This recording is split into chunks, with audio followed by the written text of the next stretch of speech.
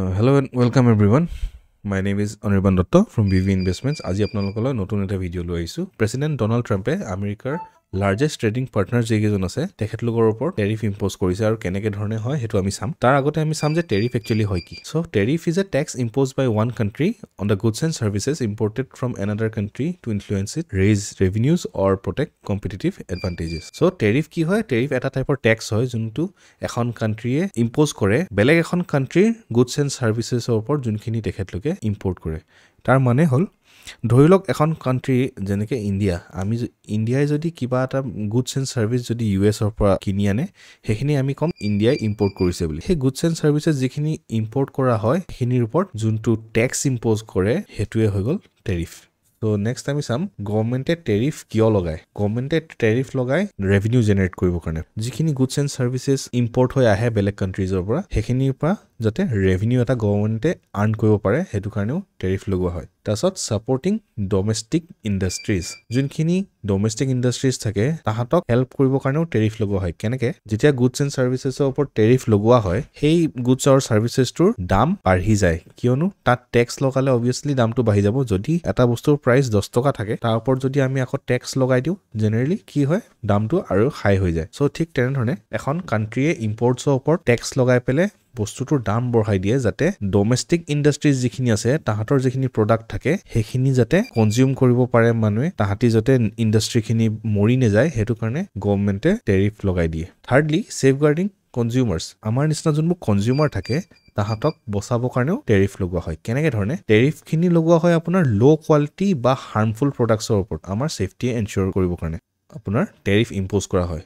Lastly আছে defending national interest. So গভৰ্নমেন্টে কেতিয়াবা টেৰিফটো আপোনাৰ ডমেষ্টিক ইকনমিক বা ষ্ট্ৰেটেজিক ইণ্টাৰেষ্টৰ হিচাপতো টেৰিফ লগায় যাতে এখন কান্ট্ৰিয়ে ইম্পোৰ্টছৰ ওপৰত ডিপেণ্ড নকৰি পেলাই নিজৰ প্ৰডাকশ্যন কেনেকে ধৰণে কৰিব পাৰে তাৰ ওপৰত নতুন নতুন ষ্ট্ৰেটেজি উলিয়াব পাৰে। আমি ফৰেনৰ পৰা কণ্টিনিউয়াছলি যদি অকল ইম্পৰ্টে কৰি থাকো তেতিয়াহ'লে আমাৰ নিজৰ ডমেষ্টিক যিখিনি গুডছ এণ্ড সাৰ্ভিসেছ আছে সেইখিনি থাকি যাব। এজ এ ৰিজাল্ট সাপ্লাই বাঢ়ি যাব কিন্তু ডিমাণ্ড নাথাকিব আৰু সেই বস্তুখিনি তেনেকে পৰি পিছত গুডছ এণ্ড সাৰ্ভিস প্ৰভাইড কৰা যিখিনি ইণ্ডাষ্ট্ৰি বা কোম্পানী আছে ডমেষ্টিকেলি তাহাঁতৰ লছ হ'ব আৰু তাহাঁতি বিজনেছ কৰি পেলাই সাৰ্ভাইভেলৰ কাৰণে তাহাঁতৰ প্ৰব্লেম হ'ব। সো তেনে ক্ষেত্ৰত কেতিয়াবা গভৰ্নমেন্টে ফৰেন গুডছৰ ওপৰত টেৰিফ লগাই ডমেষ্টিক কোম্পানীজ বা ইণ্ডাষ্ট্ৰিজ বিলাকক হেল্প কৰে। সো প্ৰেসিডেন্ট ডোনাল্ড ট্ৰাম্পে তিনিখন কান্ট্ৰিৰ ওপৰত ইম্পোজ কৰিছে মেইনলি টেৰিফ ষ্টাৰ্টিং ফ্ৰম ফেব্ৰুৱাৰী 1 সেইকেইখন হৈ গ'ল কেনেডা, মেক্সিকো আৰু চাইনা। সো এই তিনিখন কান্ট্ৰিয়ে মিলাই পেলাই ওভাৰঅল ইউএছত যিমান ট্ৰেড হয় গুডছ এণ্ড সাৰ্ভিসেছৰ তাৰ 1/3তকৈও বেছি এই তিনিখন কান্ট্ৰিৰ মিলাই পেলাই হৈ যায়। সো 2023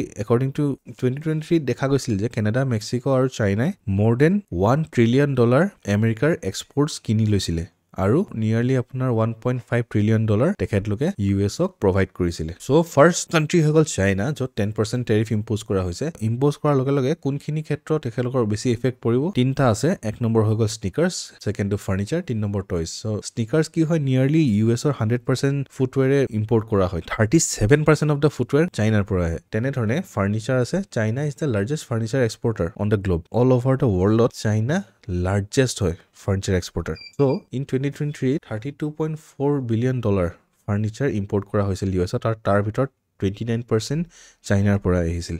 থাৰ্ডলি আপোনাৰ আছে টয়জ। সো 80% অফ টয়জ যিখিনি আপোনাৰ খেলনা বস্তু ইউএছত যিখিনি ইম্পোৰ্ট কৰা হয় বেছিভাগখিনিয়ে আপোনাৰ চাইনাৰ পৰা আহে। টেৰিফ ইম্পোজ কৰাৰ লগে লগে যিখিনি খৰচা হয় টয়জ বনাবৰ কাৰণে the cost of the toys যোনখিনি ইউএছৰ বাহিৰত বনায় সেইখিনি আপ টু 56% ইনক্ৰিমেণ্ট দেখা পোৱা যাব পাৰে। নেক্সট কান্ট্ৰি হ'ল কেনেডা য'ত 25% টেৰিফ ইম্পোজ কৰাৰ কথা আছে। তাত ক'ত মেইনলি আপোনাৰ ইম্পেক্ট পৰিব প্ৰথম হৈ গ'ল কাৰ্ছত। দেখিবলৈ পোৱা গৈছে যে 1.54 million light duty vehicles ইউএছৰ consumer কাৰণে প্ৰডিউচ কৰা হৈছে।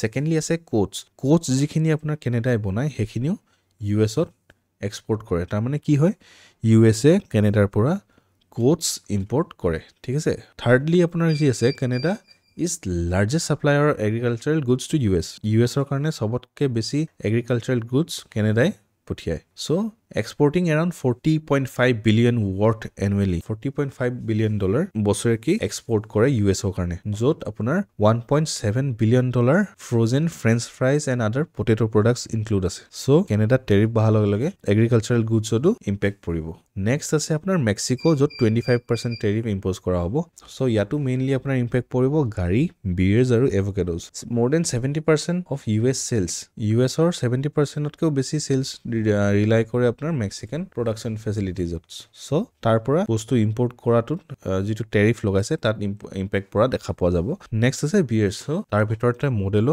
আছে কৰোনা আছে পেচিফিও যোনখিনি সব মেক্সিকোত বনোৱা হয় সো 2023 দেখা পোৱা গৈছিলে যে মডেলো বুলি যেটো বিয়াৰ আছে প্ৰডিউস কৰে কনস্টেলেশন ব্ৰ্যান্ডছে হেতু ইউএছত বেষ্ট সেলিং বিয়াৰ সো তেনে ক্ষেত্ৰত কি হয় বিয়াৰ ইম্পোৰ্টটো কন্টিনিউয়াসলি মেক্সিকোৰ পৰা আহিবই সো তাতো টেৰিফ ইম্পোজ কৰাৰ কাৰণে এফেক্ট পৰিব লাষ্টলি আছে এভোকাডো যোনটো আপোনাৰ 90% of the avocado consumed in US is supplied by Mexico's তাৰ মানে কি মেক্সিকোয়ে আপোনাৰ ৰাফলি 90% অফ দা এভোকাডো যোনখিনি গোটে কান্ট্ৰিত কনজিউম হয় ইউএছত সো এইখনে আছিল যোনকিখন কান্ট্ৰিৰ ওপৰত ইউএসএ নতুনকৈ 1 ফেব্ৰুৱাৰীৰ পৰা টেৰিফ ইম্পোজ কৰি আছে চাইনা 10% কানাডা 25% আৰু মেক্সিকোত 25% সো যদি আমি ইন্ডিয়াৰ ক্ষেত্ৰত চাও টেৰিফ যোনখন ইমপ্লিমেন্ট কৰা হৈছে সেই হিচাপত ইন্ডিয়াটো ইমপ্লিমেন্ট নকৰাকৈও এফেক্ট পৰিছে ষ্টক মাৰ্কেটত আৰু এটা পেনিক সেলিং সিচুৱেচন দেখা পোৱা গৈছে যোনটোৰ কাৰণে ইন্ডিয়ান ষ্টক মাৰ্কেটত কন্টিনিউয়াসলি আপোনাৰ পেনিক আৰু ফিয়াৰৰ কাৰণে মানুহে সেল কৰি ওলাই গৈ আছে তাৰ কাৰণে আমি কি দেখা পোৱা গৈছে এতিয়া বৰ্তমান নিফটি এটা ডাউন ট্ৰেন্ড ফলো কৰি গৈ আছে ইন ফিউচাৰ যদি কেনেবাকৈ টেৰিফ লগাই দিয়ে ইন্ডিয়াত তেতিয়া হলে ষ্টক মাৰ্কেটৰ যিখিনি কোম্পানীজ আছে সেইখিনি ডেফিনেটলি ইফেক্ট পৰিব আৰু এটা ভাল আমি ডাউন ট্ৰেন্ড দেখিম এতিয়া আমি চাও আৰু যদি ফিউচাৰৰ তেখেতলোকে আৰু টেৰিফ যদি ইম্পোজ কৰে কেনেকে ধৰণে কোড তেখেতলোকে ইম্পোজ কৰিব আৰু তাৰ ইম্পেক্ট কোড পৰিব পাৰে ঠিক আছে so thank you for watching and have a nice day